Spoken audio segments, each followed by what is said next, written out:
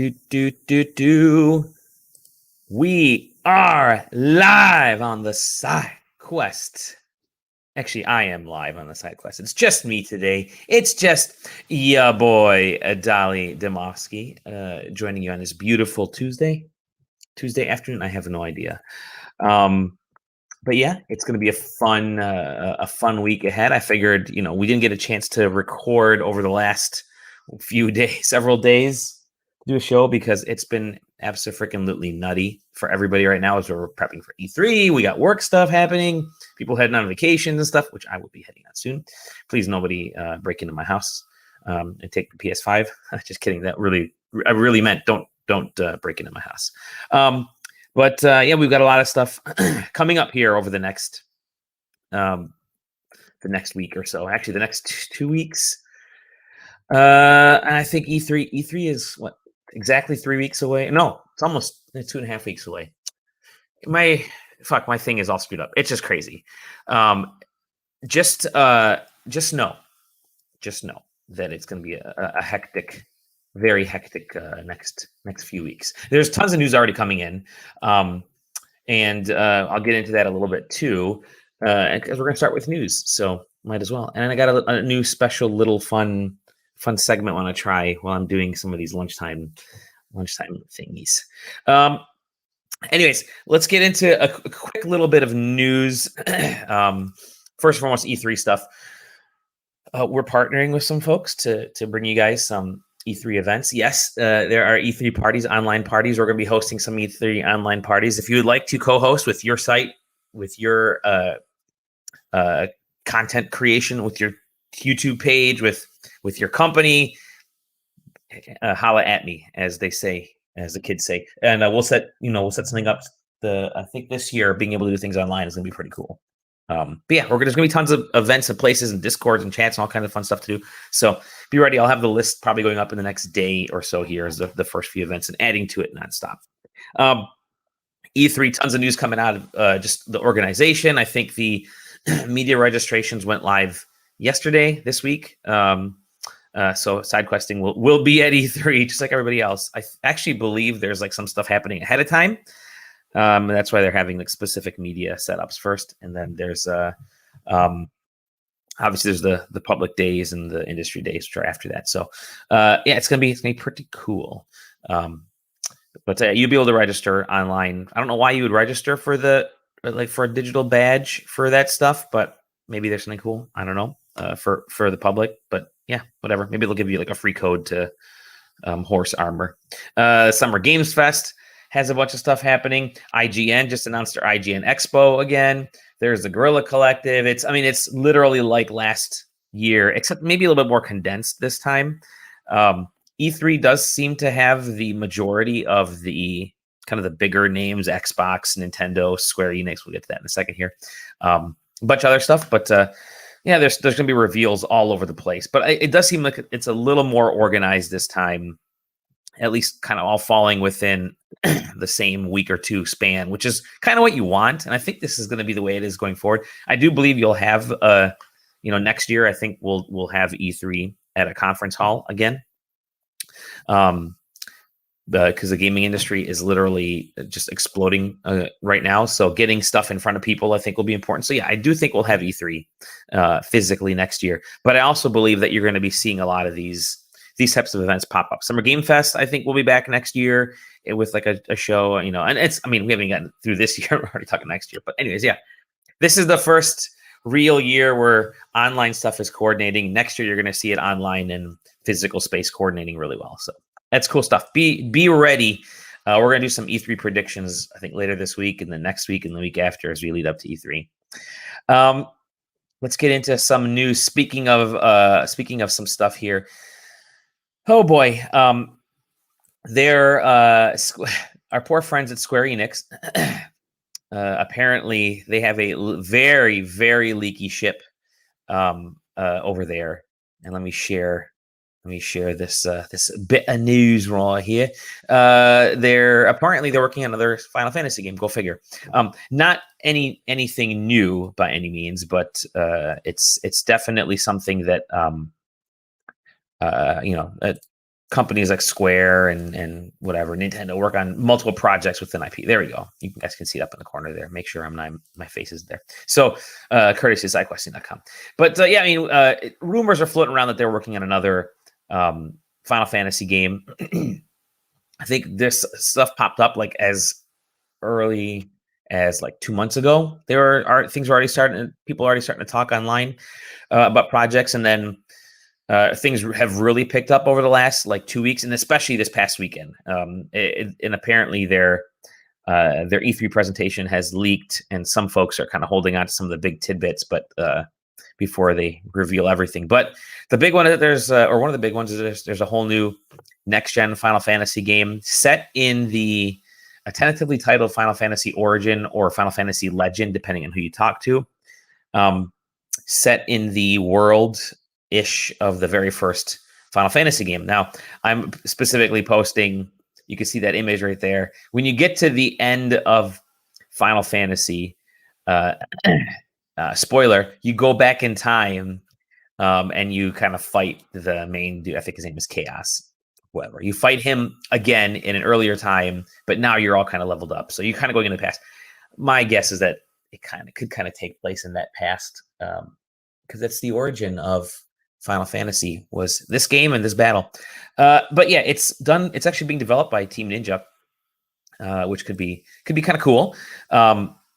Obviously they did Neo, and the game is supposed to be slightly Souls-like, so I could see you battling monsters and summons and kind of the more traditional Final Fantasy bosses and and stuff, but a little more accessible, I guess. And what I mean by that is it's meant to be it's Square's biggest IP, right? Final Fantasy. Dragon Quest was there for a while, but I think Square's biggest one is now Final Fantasy.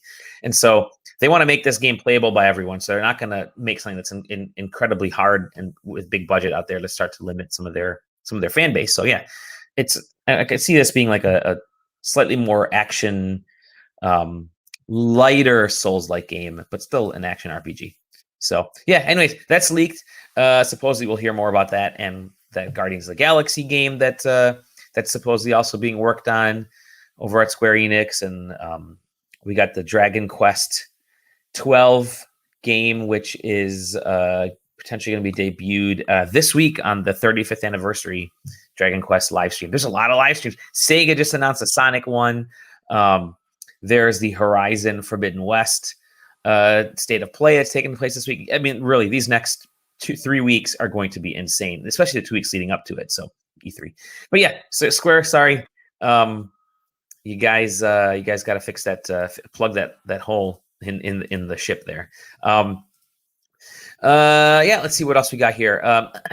So I'm just gonna blow through a few of them. Supposedly,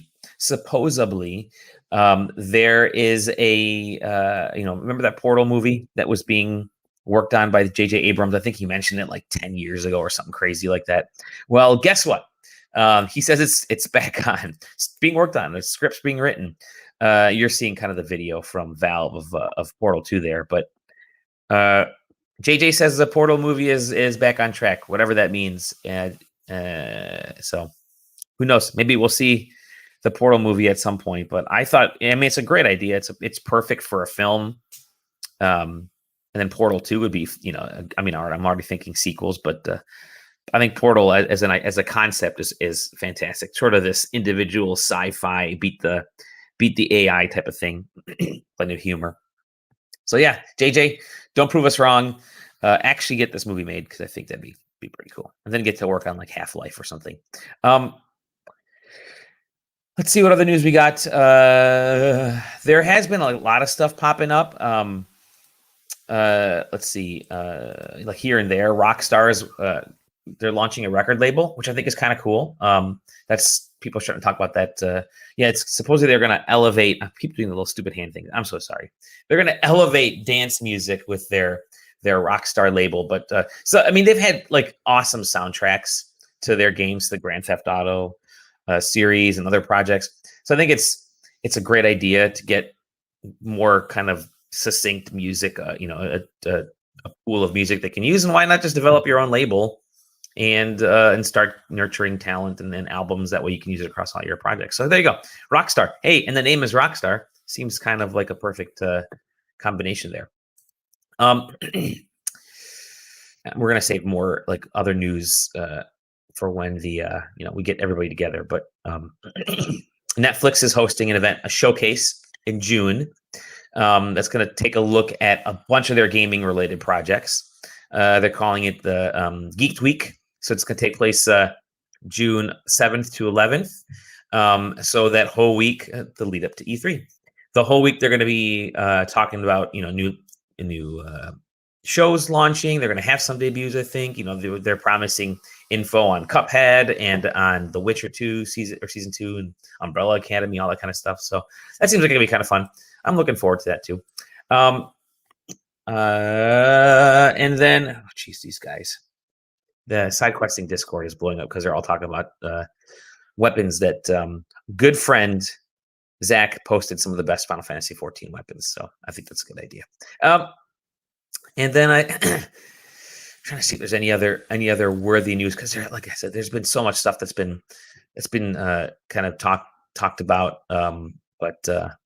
Yeah, I'll wait on that. There's some Virtua Fighter stuff. There's some the rumored Starfield release date getting pushed to late 2022.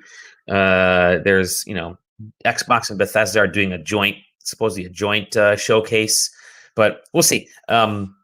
I kind of leave some of that to the rest of the team when we get together to chat later this week. But anyways, good stuff.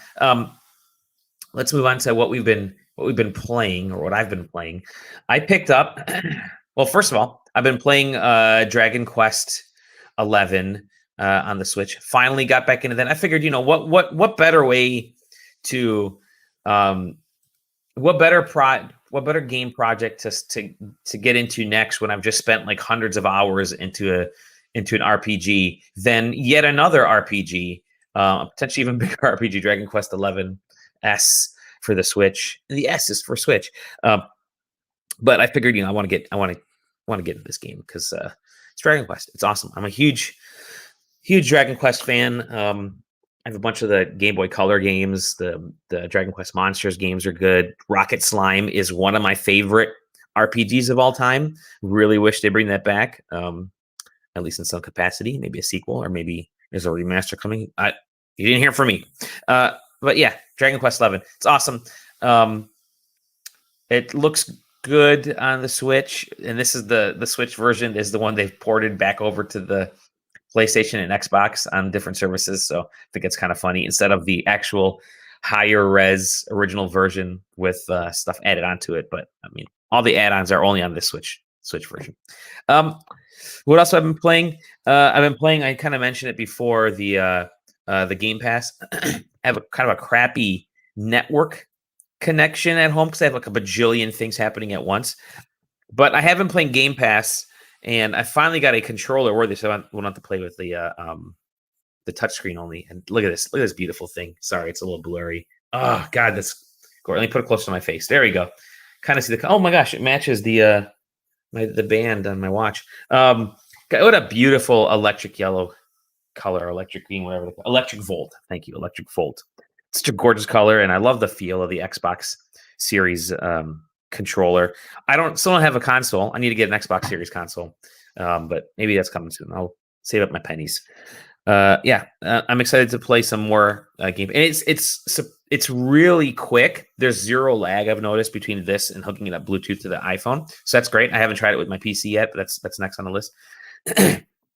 Yeah, I'm excited to use it more across games. I guess wasn't there like talk that you could like use it with a Switch in some way? We'll give that a shot.